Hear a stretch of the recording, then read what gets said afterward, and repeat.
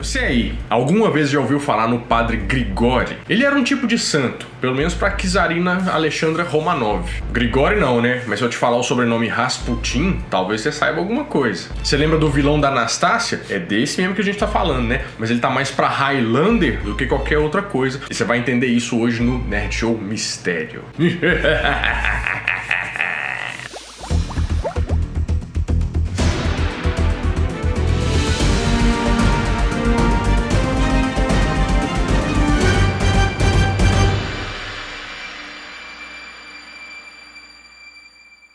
Fala, meus queridos amigos, como estão vocês? Vocês estão bom, né? Hoje no Nerd Show Mistério, rapaz, uma história cabulosa, nossa senhora. Esse aqui você vai entender como é que...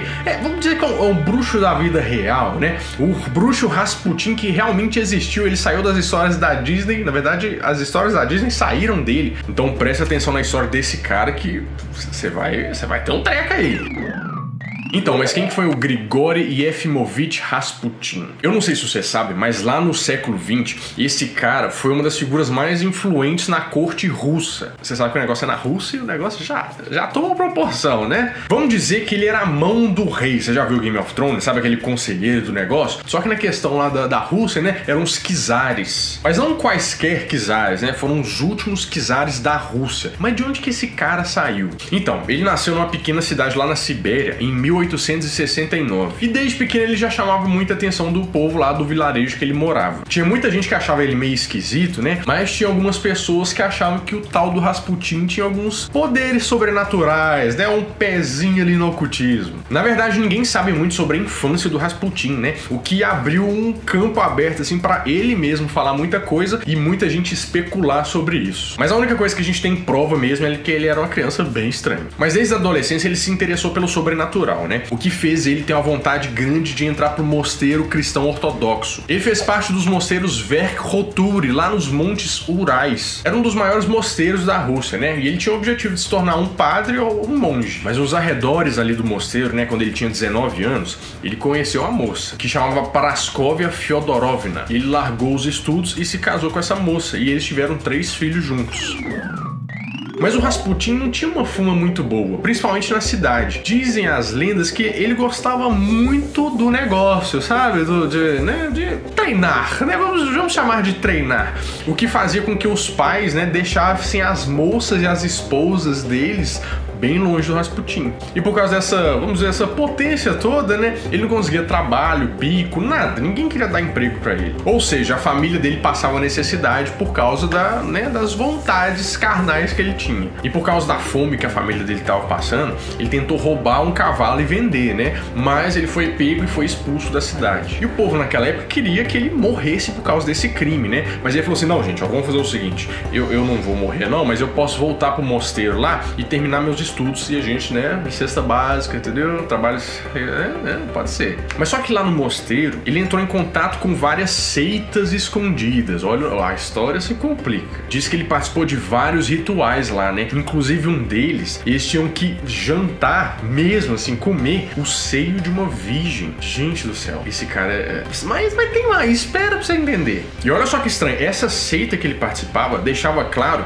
que pra você alcançar o paraíso, né, você tinha que pecar primeiro, que é como se fosse a escada pro paraíso, ou a Stairway to Heaven, né? Você tinha que pecar, né? Se arrepender e tudo, aquele processo normal dos filmes do Adam Sandler. E em nome disso, ele participava de algumas atrocidades coletivas, né? Com várias coisas, assim, que podia. E depois ele se flagelava, sabe? E se perdia em perdão e achava que ia pro céu. E depois de se tornar um monge completo e o grão-mestre dessa seita, né? Ele resolveu se mudar para São Petersburgo em 1906. E nessa época, o Rasputin virou um dos curandeiros mais famosos da Rússia, né? Muitas pessoas dizem que ele, com um toque, conseguia curar várias doenças, várias enfermidades. Isso é o que o povo acreditava e ele também acreditava piamente nisso, só que várias vezes, em troca desses serviços, né, ele pedia alguns serviços, né, tipo sexo e dinheiro. E rapidinho ele caiu nas graças da corte real da alta sociedade, né? Por quê? Porque ele chegou com a ideia assim, ó, gente, o negócio é o seguinte, ó, você tem que pecar muito, entendeu? Peca, mas peca com gosto. Depois você pede perdão e tá tudo certo. E claro que o pessoal adorou essas ideias da seita dele, né? E várias mulheres e princesas caíram nas garras do Rasputin, né? Inclusive elas faziam uma fila na frente do quarto dele para receber a tal bênção diária, né? E o negócio ficou louco.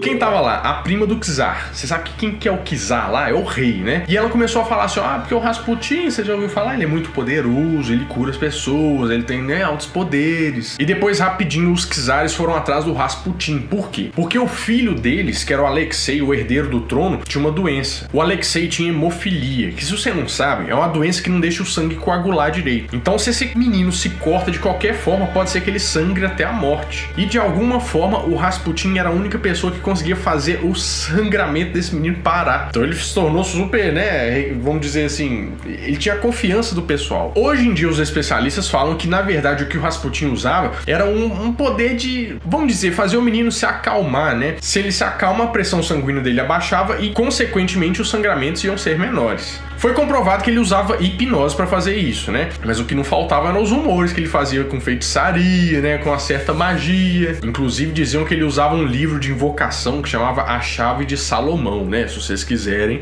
a gente pode falar sobre ele num programa só para ele no Nerd Show Mistério, tá? Compõe embaixo se você quer esse programa. Mas depois de conseguir a cura do príncipe Alexei, o Rasputin virou o queridinho do czar. E a czarina, que é a rainha, né, não queria ele longe nem a pau, porque vai que acontece mais alguma coisa com o filho dela, né? Ele tinha que estar por perto. A czarina também não estava muito bem, né? Ela tinha alguns problemas, que usava uns remédios à base de ópio, né? Sabe que o ópio é muito forte. E diz que só o Rasputin conseguia acalmar ela. E rapidinho o Rasputin caiu na boca do povo, né? Inclusive porque ele estava morando no palácio. Ele já estava fazendo parte da família real. Ele era constantemente acusado de bruxaria, de usar uns poderes mais sinistros. E olha só, você lembra que o cara era muito potente, né? Ele precisava, assim, ele tinha um desejo carnal. E pra satisfazer isso sem dar muito na cara, ele falou, assim, que podia curar as pessoas, né? Só que elas tinham que dormir com ele. Era só um preço a se pagar. E o Rasputin viveu com a família real por 5 anos, né? E ele acabou tendo uma influência muito grande na educação do príncipe herdeiro, que era o Alexei. E o problema era que o czar fazia uma vista grossa do comportamento meio indecente dele, né? Porque a czarina queria, lá... É aquele caso de família, né, na Rússia dos anos do século XX. E o Rasputin foi comendo pelas beiradas ali, né, e virou o conselheiro supremo lá da czarina. E ela, meio doente e revoltada, né, defendia que ele tinha que ficar lá, até pela saúde do filho dela. É claro que não tinha como isso dar certo, né, e vários rumores apareceram, né, porque o tempo que ele ficava lá no palácio, junto da czarina, Alexandra, né, e o povo entrou nisso aí. Inclusive os jornais lançaram charges, né, do Rasputin dando aquela chamegada ali, né, da czarina, mesmo tendo sido comprovado que ela não tinha esse tipo de relação com ele. O problema é que a doença do príncipe Alexei era um segredo, entendeu? Então o povo não tinha acesso a esse tipo de informação, eles não sabiam por que ele estava ali. E foi por isso que eles inventaram essas histórias sexuais e furunfadas, né, com a rainha, porque a pessoa não sabia por que ele estava ali. Mas o próprio Rasputin gostava desses rumores, e inclusive ele jogava alguns no ar. Teve um dia num bar que ele tava meio, né, chapado, ele tirou a roupa e começou a gritar que a czarina é minha, eu faço o que eu quiser com ela, e aí, né, você sabe que o negócio não tem cara de dar certo. Esse poder ilimitado do Rasputin estava afastando o povo dos czares, né, dos reis. E basicamente pela influência que ele tinha, ele estava governando a Rússia. E o povo não estava feliz com isso, e nem a alta sociedade. Então o que eles queriam fazer? Eles queriam matar o danado do bruxo Rasputin. E tudo isso que estava acontecendo seria simplesmente o estopim para a Revolução Russa. E a tensão que já era grande, né, só ficou pior depois que o Rasputin no auditório falou que a Rússia ia cair em desgraça durante a Primeira Guerra Mundial. E por causa disso o czar foi pra batalha, né, e deixou a Rússia aos cuidados da czarina. Pronto, deixou a moça sozinha lá, ela já tava ouvindo ele era simplesmente o dono da Rússia. E sem ver solução, gente, mesmo eles terem pedindo o Rasputin, ô czar, tira o Rasputin daí, não tá dando certo isso não, entendeu? A corte teve que tomar umas providências antes que o negócio fosse pro beleléu. E aí começaram as tentativas de assassinato do Rasputin, né? A primeira foi em 1914, quando uma prostituta deu uma facada nele. Mas o cara não morreu não, ó, presta atenção que agora você vai ver o Highlander. Dizem inclusive que as tripas dele caíram no chão e ela ficava gritando que matou o anticristo e tal, mas ele sobreviveu. Aí, meu filho, veio de tudo, ó, facada, paulada, tentativa de enforcamento, mas ele sobreviveu a todas 20 tentativas de assassinato. Isso só aumentou a fama dele, né, de ser o bruxo imortal. Olha o Highlander aí. Mas em 1916, um bando de nobres armou um plano melhor, né, que foi o que deu certo. Mas foi com custo, presta atenção. Os nobres chegaram e falaram assim: ó, Rasputin, vai ter uma janta lá em casa, meu filho. Você podia ir lá, tá? Você podia ir lá, vai ter um papá gostoso pra você. Só que eles puseram nos bolinhos uma quantidade de cianeto. Eu não sei se você sabe, mas o cianeto é um pouco tóxico, né? Um pouco mortal. Eles colocaram uma quantidade que matariam 5 homens. Mas olha só, mesmo assim, ele não dava sinal nenhum, né, que ele ia cair nem nada. Aí não é possível, né? Eles falaram: se esse cara vai sobreviver, foram lá desesperados e deram os tiros no peito dele. Ele morreu? Claro que não, né? É o Highlander. O pessoal que tava lá falou que esse cara levantou, ficou de peito aberto assim, sangrando, assim, tipo, tô com sangramento leve. O que eles fizeram? Deram outro tiro nele, né? Só que diz que ele caiu sem pulso e tudo mais, mas de repente ele abriu o olho,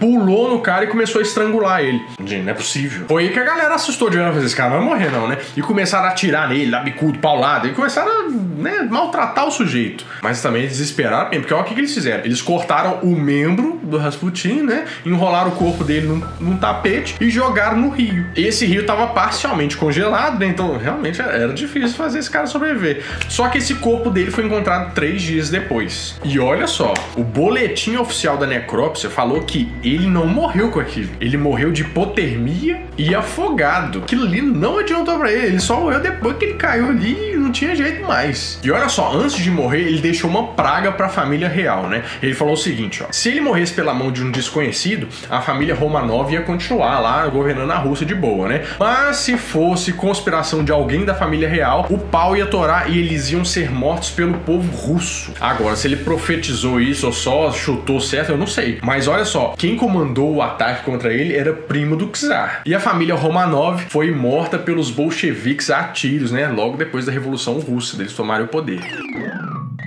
Mas tem uma ponta solta nessa história. Na verdade, uma ponta não, né? Um membro solto nessa história. Por que eles cortaram o membro do Rasputin? Então, uma moça lá que trabalhava, né? Ela já tinha visto a história toda acontecer, já sabia de tudo. Ela pegou o negócio e pôs num pote. Nos anos 20, esse pote com o álcool e o membro foi vendido por umas moças russas que moravam lá na França e que eram seguidoras do Rasputin e da seita dele. E quando a história foi parar nas capas de revista, né? Uma das filhas do Rasputin deu a louca lá e falou assim: não, devolve aí o negócio, né? Não pode, gente. Devolve esse trem aí. Aí não acabou, entendeu? Porque, olha só, nos anos 70, a filha dele morreu e o tchan dele, né? O negocinho foi leiloado. E o comprador descobriu que, na verdade, aquele negócio era um pepino do mar. Você sabe o que é um pepino do mar? É um bicho do mar. Mas só que em 2004, o verdadeiro membro, né, foi encontrado. A Academia Russa de Ciências Naturais abriu um museu em São Petersburgo, né? E tinham vários itens do tal do Rasputin. Entre eles, o danado do membro do Rasputin, que tá lá, né? Você pode dar uma conferida. Mas aí ficam as questões, né? É verdade, Rasputin tinha poderes, ele tinha alguma coisa, né? Imortal ele quase era, né?